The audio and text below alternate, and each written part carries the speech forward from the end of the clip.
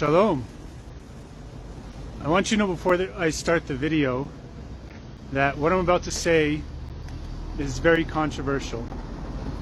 So if you don't have an open mind about what's going on in Israel right now, and you don't want to hear something that might rattle your preconceived notions a little bit, I suggest you turn off this video right now. I'll wait.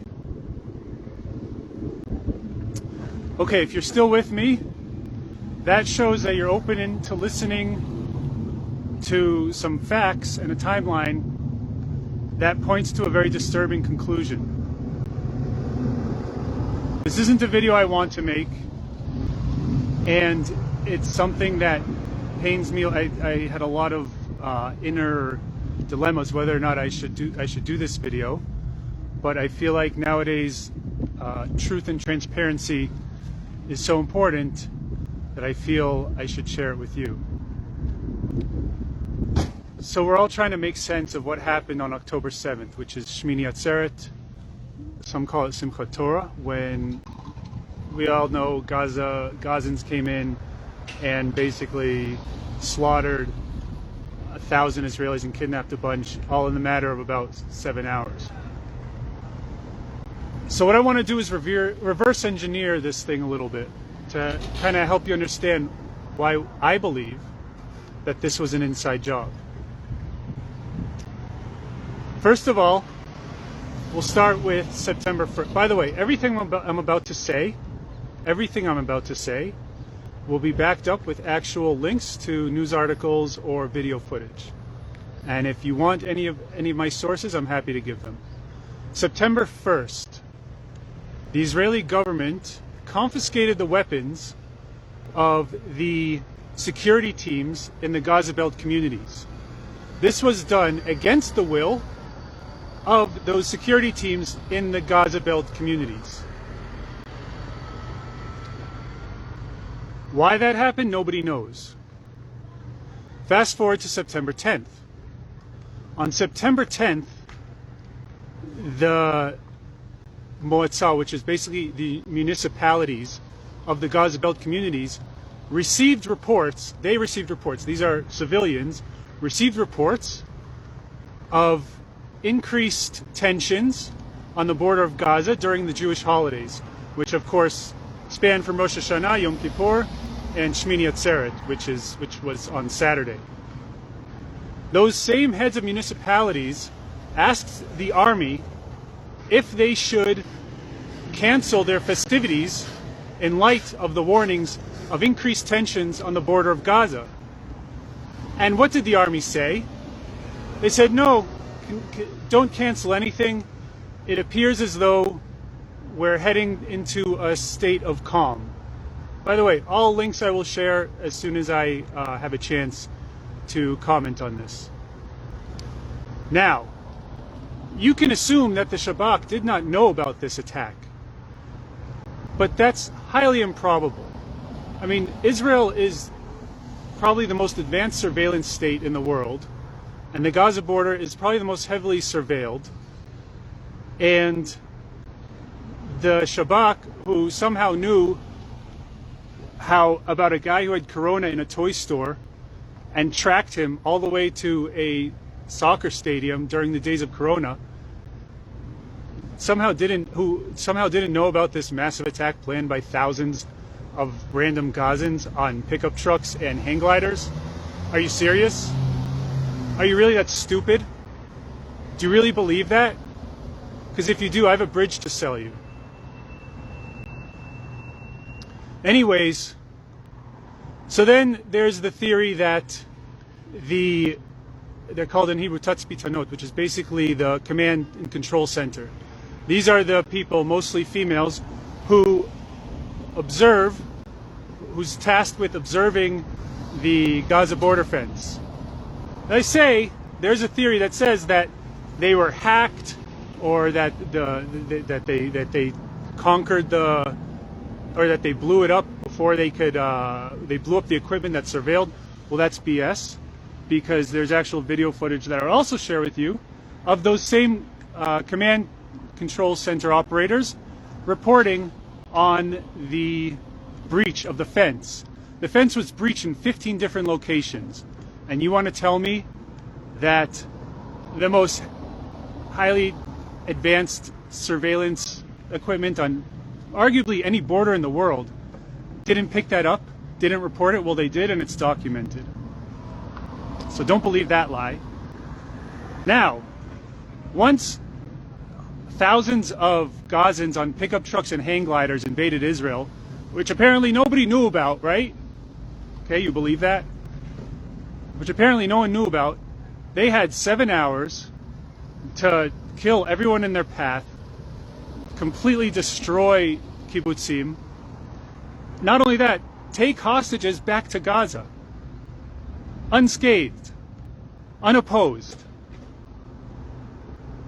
Now, there are people who say, well, a bunch of battalions were moved from Gaza over to Judea and Samaria.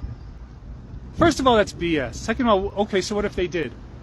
Do you know how long it takes an attack helicopter to get activated and blow up any one of those tractors or pickup trucks or hang gliders that invaded Israel? Less than 5 minutes. And I know all these things firsthand because I served on the Gaza border. Less than 5 minutes. It all could have been over. From 7:01 a.m. on October, 6th or 7th, on Saturday, I believe it was October 7th, it could have been a matter of 5 minutes before the whole thing was upended. And instead they had 7 hours, possibly 8, to conquer kibbutzim, kill thousands, and bring back hostages alive, unopposed. And there's many people that say, oh, well, this was just a breach. No, that's not a breach. I'm sorry, that's not a fucking breach. That's an inside job.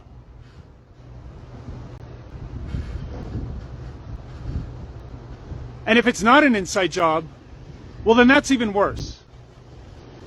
Because that means that the IDF is the most incompetent military that ever walked the face of the earth. And now we're supposed to trust these people to invade Gaza? They're calling up thousands of reservists to invade Gaza under the command of a military that A, didn't see this coming, and B, is too incompetent to react to a bunch of pickup trucks with AK-47s invading Israel? You tell me which outcome is worse. What's worse? That it was an inside job? Or that the Israeli army is really this incompetent? Which one is scarier? You tell me. You tell me if you trust this same military to send in thousands of incredible Jewish souls dying to fight for this land into Gaza. And no matter how high their morale is, and it's high, and these are brave warriors, but none of it matters if the people calling the shots are the same people who allowed the Gaza militia to invade Israel's borders, kill thousands, take back hostages completely unopposed. Like I said, this is not a video I wanted to do. This is not something, and oh, by the way, now America is coming with aid? Do you really think Israel needs American aid to fight Gaza? Gaza! Their most elite force, their air force is hang gliders, and their ground troops are pickup trucks. They don't even have a tank. And we need American aid Israel needs American aid to fight them? Are you fucking serious? You don't think that there's anything fishy going on here? You really trust the IDF to send in all these reservists into Gaza, the same people who A, didn't see this coming, or the alternative, which is much worse, they're so incompetent they can't even handle a couple of pickup trucks and hang gliders invading their border, killing thousands and taking hostages for 7 hours, practically unopposed, and able to go back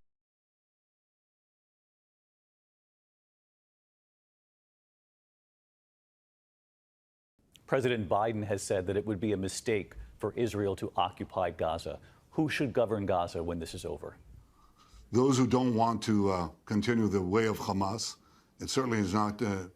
I think Israel will, for an indefinite period, will have the overall security responsibility, because we've seen what happens when we don't have it. When we don't have that security responsibility, what we have is the eruption of Hamas terror on a scale that we couldn't imagine.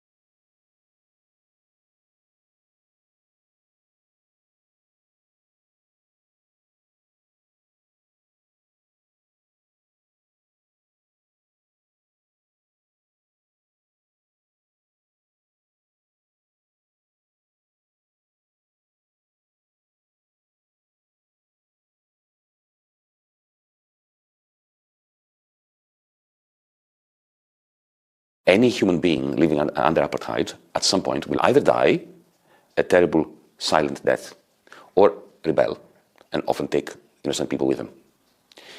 The criminals here are not Hamas, not even the Israeli settlers who are killing Palestinians. The criminals are Europeans, us, every single member of our German society, our French society, our Greek society, our United States society.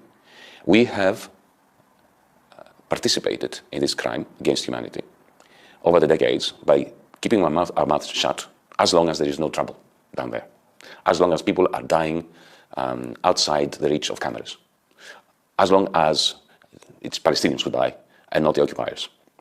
So this incredible tragedy must be converted into an opportunity for us Europeans to wake up and to redeem ourselves by demanding that collectively we take the first decisive step towards peace, and that is the destruction of the state of apartheid, just like we did in South Africa.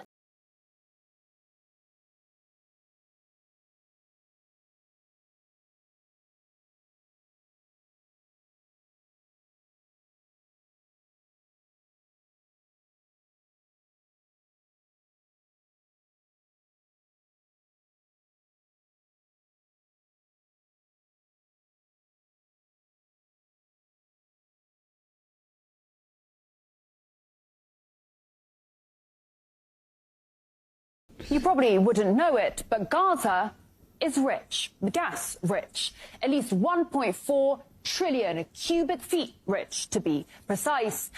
But there's a catch. Geologists and natural resources economists have confirmed that the occupied Palestinian territory lies above sizable reservoirs of oil and natural gas wealth in Area C of the occupied West Bank and the Mediterranean coast off the Gaza Strip. To date, the real and opportunity costs of the occupation exclusively in the area of oil and natural gas have accumulated to tens, if not hundreds of billions of dollars. Back in 1999, the Palestinian authorities signed a deal with British Gas. Just off the Gaza coast, they struck it lucky, and 2 wells were drilled. That's Gaza Marine 1 and 2. It was a multi-billion-dollar gift from God, an economic boon both home and abroad. This is one of the key messages here today. There will be gas available for export. And from my conversations with Palestinian officials, including President Arafat, it is clear that they have no interest in just sitting on a gas surplus. Fast forward to 2007. Hamas comes to power, and Israel launches an offensive on the Gaza Strip, leaving behind 1,400 dead Palestinians, but taking with it the gas fields. Now, within the year, Israel announced the discovery of the Leviathan natural gas field, which did include Gaza's riches, all in all valued at $453 billion.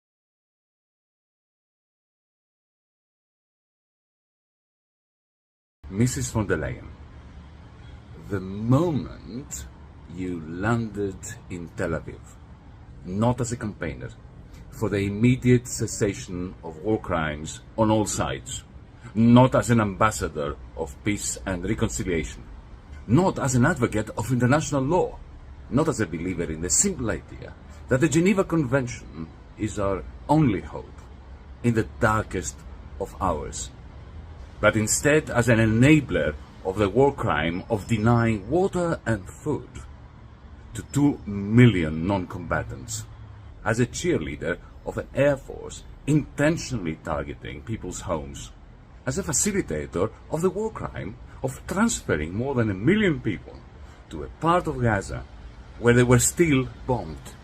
At that moment, you became Europe's greatest liability. We have always known about your incompetence.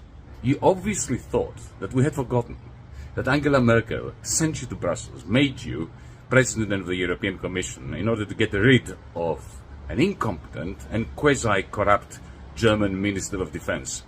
We have not forgotten. You obviously thought that we had forgotten about your gross managerial incompetence during the pandemic, a very well-publicized fiasco of enormous proportions. We have not forgotten. Well, Mrs. von der Leyen, incompetence we can tolerate, but flying into a war zone to cheerlead on behalf of Europeans war crimes, crimes against humanity, that we shall not tolerate.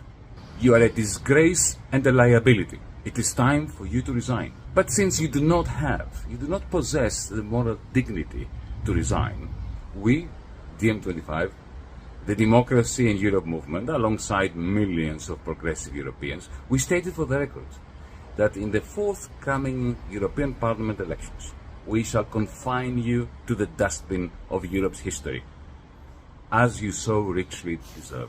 Good night, Mrs. von der Leyen. בסך הכל בכל צה"ל שהודיעו שיפסיקו להתנדב, מתוכם למעלה מ-200 בחיל האוויר. הבעיה היא איפה הם מרוכזים. ביחידת השליטה המרכזית של חיל האוויר, בלב המבצעי של חיל האוויר שמנהל את הפעילות המבצעית שלו, ושם יש עזיבה שכבר מתחילה להקשות על מילוי השורות בפעילות. תסתכלו על 4 תתי-אלופים שעוזבים את המטה המבצעי, זיו לוי, ירון רוזן, שלי גוטמן, אמנון אנדר, אנשים שהיו מפקדי בסיסים בעבר, שהיו בעלי תפקידים בכירים בחיל האוויר, והם הוכשרו לנהל לחימה באופי מסוים של לחימה, בגזרה מסוימת של לחימה. זה לא אנשים שאפשר להכין אותם אינסטנט, זה לא שאפשר להביא עכשיו סגן אלוף מפקד טייסת ולהכשיר אותו בין רגע להיות שולט בתא השליטה של חיל האוויר, והמטה המבצעי של חיל האוויר מתחיל להתקרב אל הקו האדום. עכשיו, אם נראה את המגמה הזאת נמשכת, ואני שומע על הרבה אנשים בחיל האוויר שמתלבטים, וגם המפקדים כבר מתחילים לסמן את אלה שמתלבטים. אם יצטרפו עוד עשרות אל אלה שכבר הודיעו על התייצבות, חיל האוויר יגיע אל הקו האדום, והרמטכ"ל יצטרך להכריז שצה"ל מתחיל לאבד את הכשירות שלו.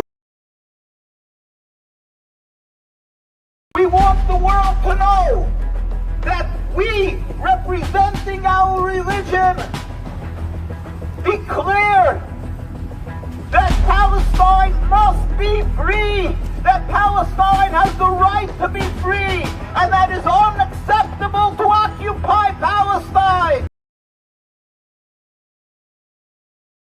לומר לכם את האמת, עברתי תופת שלא חשבנו ולא ידענו שנגיע למצב הזה. קודם כל אמרו לנו שהם אנשים שמאמינים בקוראן, והם לא יעשו לנו רע, הם ייתנו לנו את אותם התנאים שיש להם בתוך המערות. התחלנו ללכת במנהרות, שהאדמה היא לחה ויש לחות כל הזמן, והגענו לאולם גדול, שם התרכזנו איזה 25 איש. אחרי איזה שעתיים, שלוש, הם הפרידו מהקיבוץ שלי, מקיבוץ נירוז, 5, ואת אותם 5 שמו בחדר לחוד. היו צמודים אלינו משמר שלהם וחובש. והגיע גם רופא, ודאג שישלחו לנו פחות או יותר את אותם הכדורים. ככה שכבנו שם על מזרונים. הם מאוד דאגו לצד הסניטרי, שלא נחלה להם חס וחלילה. והיה לנו צמוד רופא שבא כל יומיים 3, בא לראות מה קורה איתנו. והחובש לקח על עצמו את האחריות ודאג להביא תרופות, ואם לא היו תרופות באותו דבר, אז הם הביאו תרופות שמגבילות. היה איתנו בחור שעף עם האופנוע, שסחבו אותו, והוא היה פצוע ידיים, רגליים, זה היה רחמנות לראות אותו. ישב הפרמדיק, כל יום שעה, שעה וחצי ריפא אותו, הביא אותו עכשיו למצב טוב יותר, הרבה יותר טוב. הרופא שלח סוג של אנטיביוטיקה. הם דאגו לכל הפרטים, ויש פה מלא נשים ויודעות מה זה היגיינה נשית. הם דאגו שיהיה לנו הכל. הם דיברו איתכם, הם שוחחו איתכם? הם ניסו, אנחנו אמרנו להם בלי פוליטיקה. אבל הם דיברו על כל מיני דברים. הם היו מאוד ידידותיים אלינו. שואל אותה מדוע היא לחצה את היד לחמאס ברגע שהיא נכנסה בעצם לאמבולנס של הצלב האדום. אנחנו ננסה לשמוע. ניסו אלינו בעדינות, ואת כל הצרכים שלנו הם סיפקו. The Israeli government sees me as an existential threat to their settler, colonialist, racist apartheid regime. And they've done everything that they can think of to discredit me and try and destroy my career and, if possible, destroy me and my family. Am I going to keep attacking the state of Israel and its policies in the West Bank and in Gaza? Yes, I am. And I will until the day I die. Or they modify their position to give human rights to the indigenous people of all the lands between the Jordan River and the sea. It's really simple. This whole story for me didn't start till 2006 when I went to Palestine. I saw apartheid in action, even if it was just the roads. Wow, this is weird. You know, it's beautiful. Yeah, it's for Jews only. Don't be daft. Yeah, it is. You can't go on this road if you're not a Jew. You're kidding. No, I'm not. The guards at all the crossings and placings you have to go to. And even me, there I am with my British passport, because we were in UN vehicles, we were treated like, they didn't quite spit on us. But then I thought, Mom, if they treat me like this, imagine how they treat the Palestinians. And I saw them. And it's unconscionable the way they treat. And they kill them. They just openly kill them. They shoot them all the time, dead. And they bomb them, dead. And so I've been doing everything that I possibly can to expose that bit. And I will continue to do so. And I will hope eventually to open the eyes of ordinary people in England and in North America to the evils of the apartheid state of Israel. When I see the army of thugs with their blue and white flags storming through the old city of Jerusalem on Flag Day, beating up any Palestinian who dares to be in their own street, shouting, kill the Arabs, kill the Arabs, kill the Arabs, as they march through the street with their Israeli flags. And nobody's going, oh, you can't say that. That's a hate crime. And it really is a hate crime, but there's nobody saying that. The police are there egging them on. So cancel culture is trying to get you to believe that in some weird way, my defense of the people of Palestine is more violent than the young thugs kicking Palestinians to death, or the IDF soldiers shooting them through the heart with their sniper rifles, like they did on the Great March of Return to that young Palestinian medic.